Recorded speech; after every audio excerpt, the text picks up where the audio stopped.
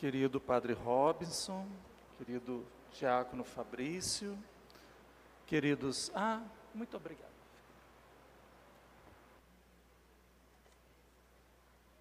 Queridos irmãos, queridas irmãs, é sempre uma alegria vir a esta paróquia,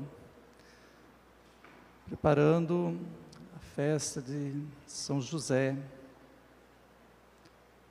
E é tão bonito, né? Ver a devoção a esse santo tão querido, com o qual nós nos identificamos tanto, né? A última missa que eu presidi aqui, no ano retrasado, eu falei muito, né? Mais de 15 minutos. Então hoje eu preparei uma colinha aqui para falar menos, viu? Então, meus irmãos e minhas irmãs, nós estamos em nossa jornada bonita, quaresmal, rumo à Páscoa do Senhor. Neste ano jubilar, proclamado pelo Papa Francisco. Caminhando como peregrinos de esperança, preparamos a comunidade de fé para a festa do padroeiro, o querido São José, celebrando hoje o último dia da novena. Em nossa jornada quaresmal, somos motivados a uma profunda revisão de vida, abandonando o caminho do pecado, voltando-nos para Deus, buscando incessantemente a sua face, oferecendo-lhe um sacrifício de louvor, que é o nosso coração arrependido. Meus irmãos e minhas irmãs, o pecado nos aprisiona. Ele tira a nossa liberdade e fere de morte a nossa dignidade, enchendo o mundo de dor, sofrimentos e morte. Tão triste a gente ver o que está acontecendo na faixa de Gaza, né? De ontem para hoje, mais de 300 mortes, né? Tão triste o que está acontecendo na Ucrânia, em diversos países da África, né? Pelo mundo afora, a guerra dizimando povos, nações, famílias, pessoas, culturas. E o que é a guerra senão fruto do pecado, né? Como diz São Paulo, o pagamento do pecado é a morte, né? A morte é o salário do pecado. E o pecado tem sempre uma dimensão pessoal e outra social. Por isso, anualmente, a Igreja no Brasil nos recorda que na Quaresma devemos trilhar tanto o caminho da conversão pessoal quanto o caminho da conversão social. Ao iniciar a Quaresma, a Igreja nos apresenta a campanha da fraternidade como uma via segura de conversão pessoal que precisamos, de conversão social que precisamos trilhar para celebrarmos bem a Páscoa do Senhor. Neste ano da campanha da fraternidade, em estreita sintonia com o pontificado do Papa Francisco, a Igreja propõe como tema da campanha da fraternidade, fraternidade e ecologia integral, ecoando novamente os gritos da nossa Mãe Terra, que está agonizando com os pecados que cometemos contra ela. Os pecados contra todas as formas de manifestações da vida no planeta dizem respeito a todos nós. Todos somos responsáveis pelo cuidado com a nossa casa comum. Ou mudamos de vida e assumimos a nossa responsabilidade com a vida do planeta, ou todos seremos destruídos com ele, adverte o Papa Francisco nas encíclicas sobre a ecologia integral. Da mesma maneira que o Papa Francisco denuncia os pecados coletivos da humanidade contra a natureza, idolatrando o mercado financeiro e o dinheiro, o profeta Isaías, na primeira leitura, com palavras muito duras, denuncia os pecados do povo do Primeiro Testamento, que se afastou de Deus, cultuando ídolos e praticando a injustiça.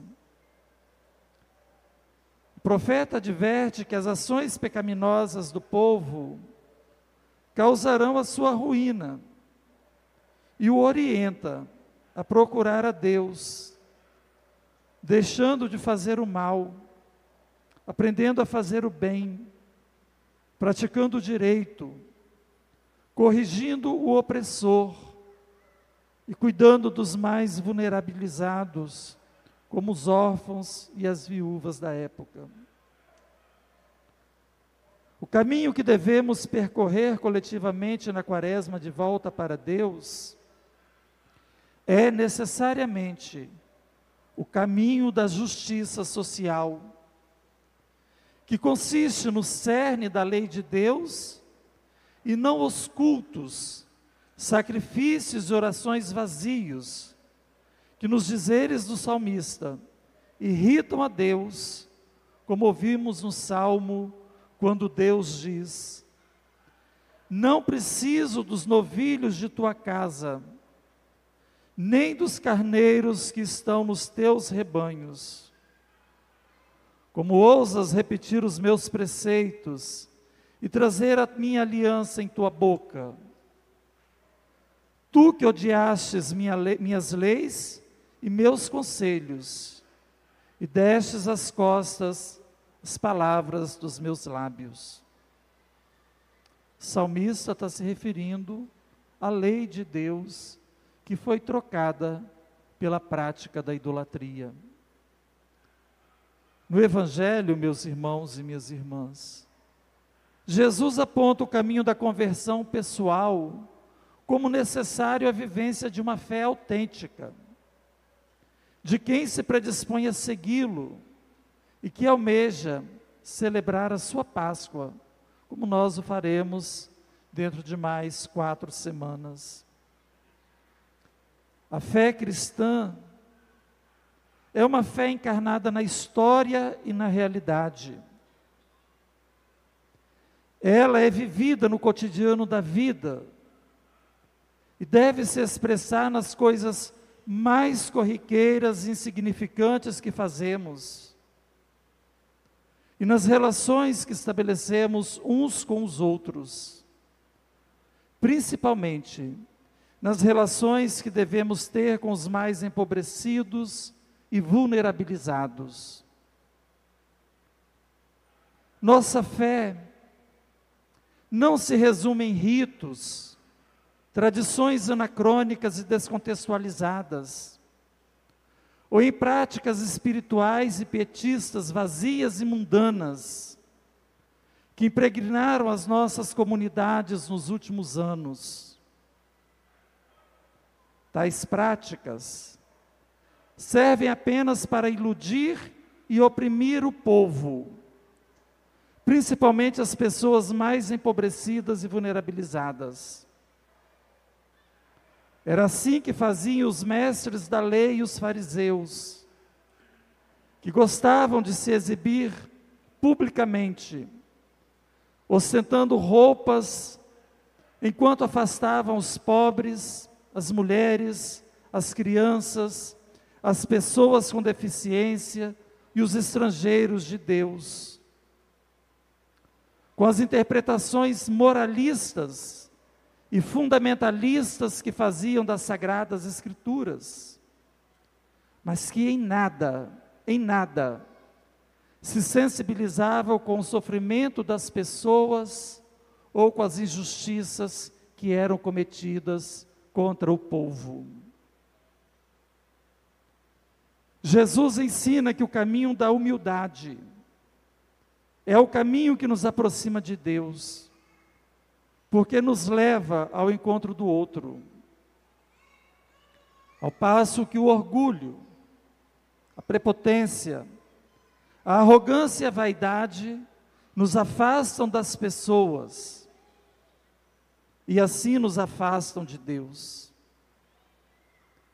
Ele afirma categoricamente que quem se exalta será humilhado diante de Deus, mas quem se humilha será exaltado.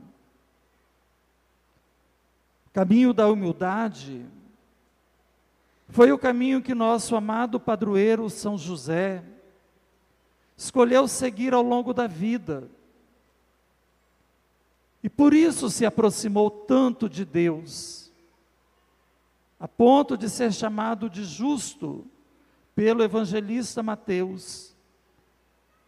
Um título que nas Sagradas Escrituras é atribuído somente a Deus. Todo cristão autêntico deve olhar com reverência para o Pai de Jesus, inspirando-se em seu exemplo de humildade, coragem, despojamento e fé.